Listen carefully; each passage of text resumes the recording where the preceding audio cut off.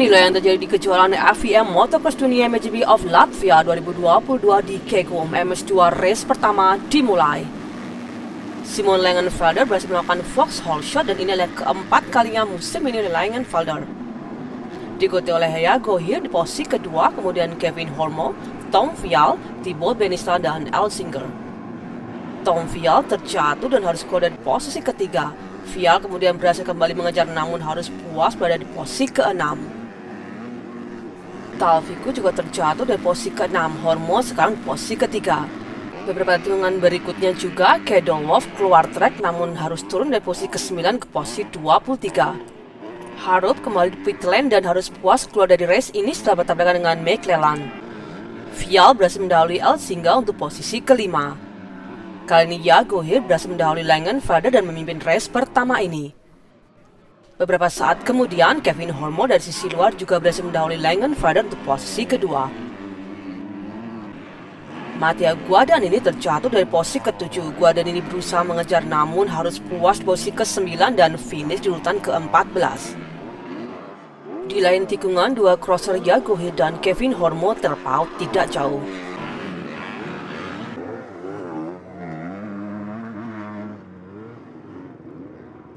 Shadow juga terjatuh di posisi ke-8 dan tidak bisa melanjutkan race karena motor balap rusak. Isaac Gifting terjatuh setelah berusaha mendahului Edbert, terjatuh dari posisi ke-10 dan kembali posisi 11.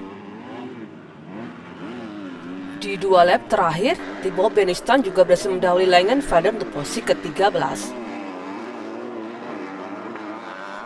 Namun Jago Hird yang berhasil melewati garis finish di posisi pertama yang adalah kemenangan kelima kalinya tahun ini disusul oleh Kevin Holmo kedua dan Thibaut Benista ketiga.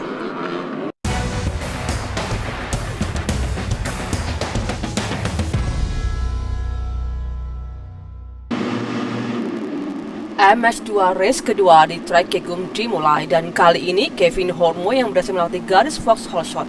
Ini adalah kedua kalinya musim ini oleh Holmo. Kemudian diikuti oleh Guadagnini, Jago Hird, Konrad Must, dan Kedolov.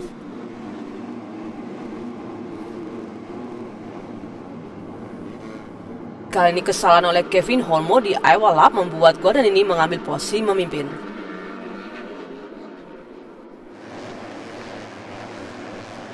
Namun beberapa saat kemudian dari sisi luar, Kevin Holmo berhasil kembali mendahului Guadagnini dan memimpin race kedua ini.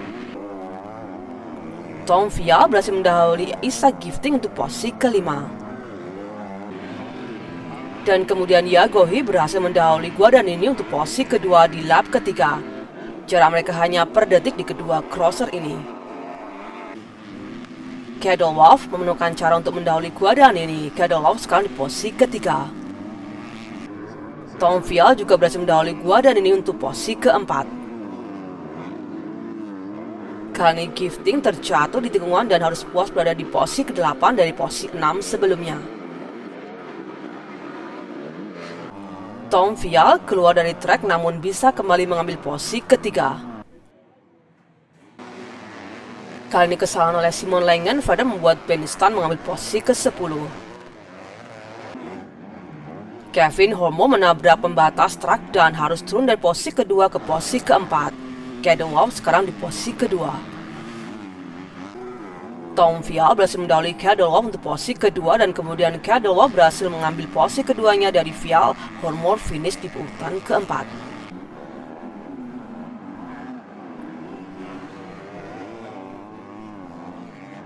Namun Jago Hird yang kembali berhasil melewati garis finish yang pertama disusul oleh Kedolov kedua dan Tom Vialle ketiga.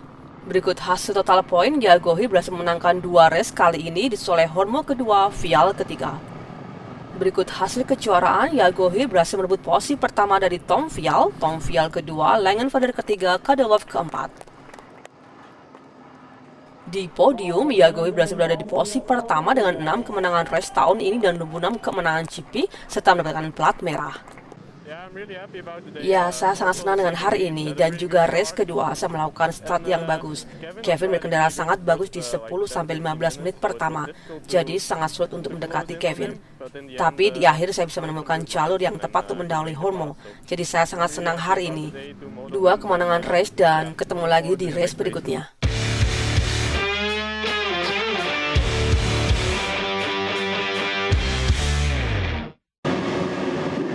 Dan hujan kali ini mengguyur trek di Kegum. MXGP race pertama dimulai.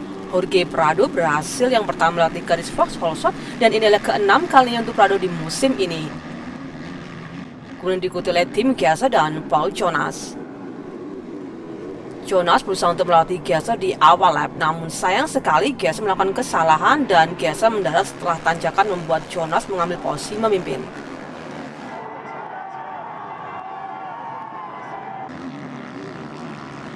Glenn Kodenov dan Maxime Renaux juga bertarung merebutkan posisi ke-7, namun Kodenov yang berhasil mengambil posisi 7.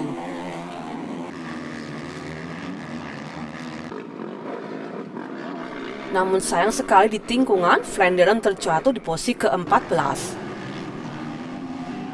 Posisi pertama, Prado pertama, Jonas kedua, dan Gasser ketiga. Ketiganya mempunyai gap yang cukup dekat.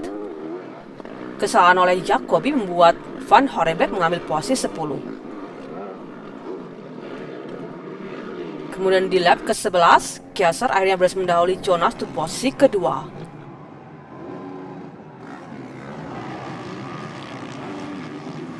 Di lap ke-13, Gasser akhirnya juga berhasil mendahului Prado dan memimpin race pertama ini.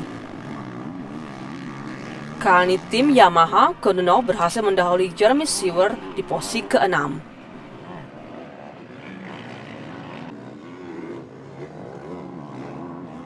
Dan di lap terakhir, Prado sangat dekat dengan Gasser dan ditanjakan Prado mengenai roda belakang Gasser saat mendarat membuat Prado terjatuh dan harus final di posisi ke-12. Dan Gasser lah yang berhasil pertama melatih garis finish disusul oleh Jonas kedua dan Fernandez ketiga.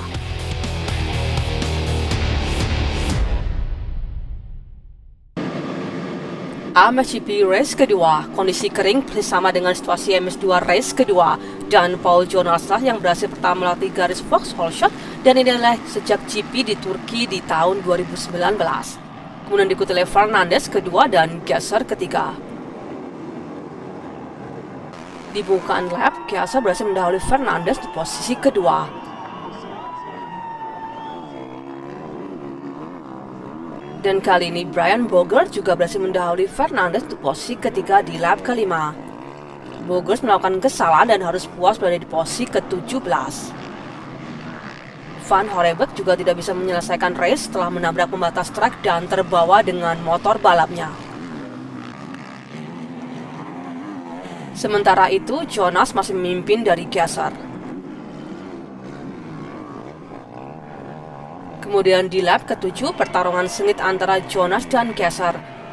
Namun sayang sekali, Jonas melakukan kesalahan membuat Gasser dari sisi dalam trek mendahului Jonas dan memimpin race kedua ini. Prado berhasil mendahului Van Gondik untuk posisi ke-13. Kali ini Fernandez berusaha mempertahankan posisi ketiga dari serangan crosser Belanda Kodenov.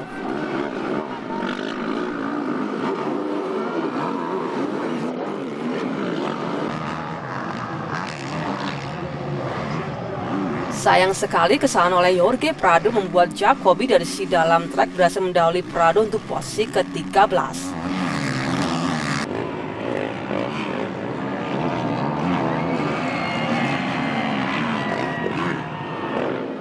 Dan tim Gasser lah yang berhasil melewati yang pertama garis finish disusul oleh Paul Jonas kedua dan Kodenov ketiga.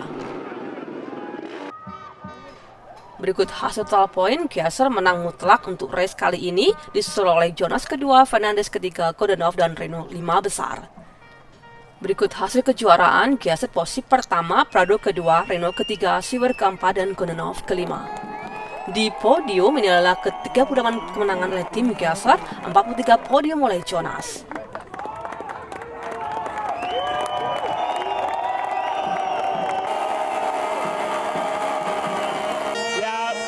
Ya, saya sangat senang, benar-benar bising, tapi ini adalah race yang bagus dan saya mengambil start yang bagus. Saya berada di belakang Paul selama setengah pertandingan.